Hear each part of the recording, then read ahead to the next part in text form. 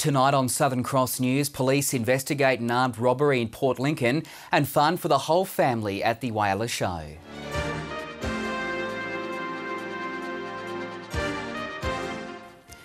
Good evening and welcome to Southern Cross News. I'm Greg Thompson. First, to the election, the closest contest in generations. Prime Minister Julia Gillard and Opposition Leader Tony Abbott have been frantically making calls to the three independents to try and form a minority government. Locally, it was a different story, with Rowan Ramsey easily retaining his seat of Grey. Joining us now is Southern Cross News Whyalla reporter Melissa Vanderhaak. Hi Mel, plenty of celebrating for Mr Ramsey after yet another comprehensive win on Saturday. That's right, Greg. Now, after a long campaign and a rather big weekend, Rowan Ramsey's headed back to his hometown of Kimber today. But as you can see behind me, it's all systems go here in the Whyalla office as Mr Ramsey prepares for another term. Now, it's the first time in 17 years the seat of Grey's been considered a marginal seat after Barry Wakelin claimed it back from a Labor stronghold in 1993. The ALP candidate, Torto Sansbury, only needed a 4.4% swing towards him to claim the seat, but by around 8 o'clock on Saturday night, it was clear the Liberals had made up some of the ground they lost in the 2007 election, with Rowan Ramsey tracking an 8.1% swing towards him after the primary vote. Let's take a look at how the election day panned out across the region. As voters took to the polls on Saturday, there were some shades of grey. It was very, very difficult to decide which party to vote on. In both parties, I don't think either of them really looked at aged care, so it was really difficult. And I think aged care needs big improvement, more staff and more education and more money put into aged care. But for others, it was an easy choice. Thank you. Labor winning Prime Minister and Greens with balance of power. But despite voter uncertainty, by early Saturday evening, it was clear the seat of Grey would be retained by the Liberals. I think on the strength of what we just saw on the TV, we're pretty safe. We're in here in Grey, and it looks like we may have had a swing as big as 8%, which would basically put back a lot of what we actually lost last time round, which was 9.4. We put Grey back in a place where we feel more comfortable, I'd have to say, and I am so extremely thankful to all of you that support us. And while the country hangs in political limbo with negotiations between both parties and the independents, Mr Ramsey's hopeful he'll be representing the region under a Liberal government. I believe quite strongly that Australia needs a change of government, that the last 3 years have been a fair bit of a disaster. And I seriously hope for Australia's future that we do get these seats that we need over the next few days to form a government. With Julia Gillard grimly clinging to power and both parties vying for the winning seats, the fate of the nation's leadership lies in the hands of three independents, meaning Mr Ramsey may hold the seat of Grey for another term under the coalition. I'm still very hopeful that we can get over the line, but we've known all along it's going to be a pretty tough task. I just hope that we can get, if we don't get a change of government, that we can get some common sense out of the government, out of the Labor government. So while darkness hangs over who will lead the nation, the skies are clear in the seat of Grey. Melissa Vanderhaak, Southern Cross News.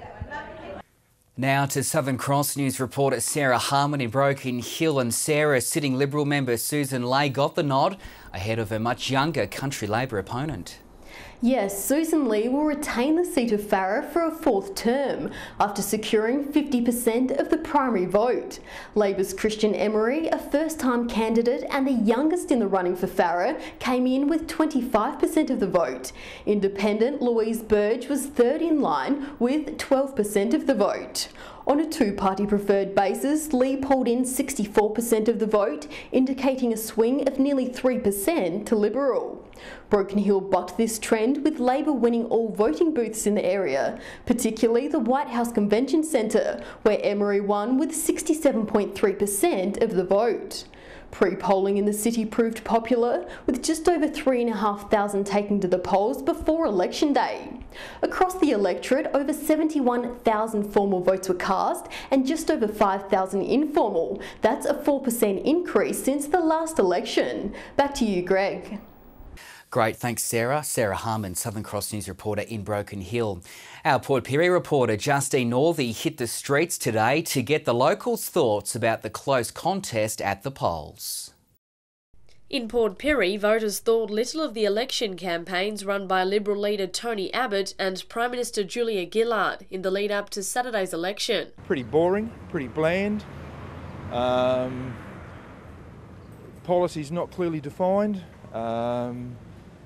No strong leadership as in the old-fashioned way, if I could put it that way. Nothing that Julia and Adam said at the moment that's really impressed me, so I don't really have much more to say after that. I haven't really got any preference for either one, and I don't think there's any clear-cut favourite at the moment. The Greens are noticing a large increase in support since the last election, while experts predict the number of informal votes could be the highest in the past 25 years. Many voters agree this could be due to the public becoming disillusioned with the major parties and their policies. I think so, and it's probably a good thing that a lot of the independents have got balance of power, so yeah, I think it's a good thing. This is reflected in the fact that there's been so many informal votes, and a lot of people leaning to Greens. I had to have a chuckle because even the Sex Party did very well, really, so that goes to reflect people's attitudes about the main two parties. For other voters, it was more about the personal values that the leaders portrayed that formed their basis for voting, and it's clear not everyone wants the same thing. I am disappointed that the Greens are going to have a lot to say because they are anti-Christian. And I'm not impressed with the new well, if Julia Gillard gets in as an atheist, it's not going to help our country at all. And I'm praying really hard that Australia will come back to being a Christian country. I believe that Tony Abbott's more conservative and it's not taking Australia forward.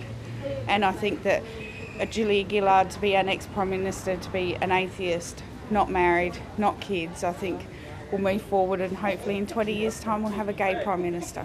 Justine Northey, Southern Cross News.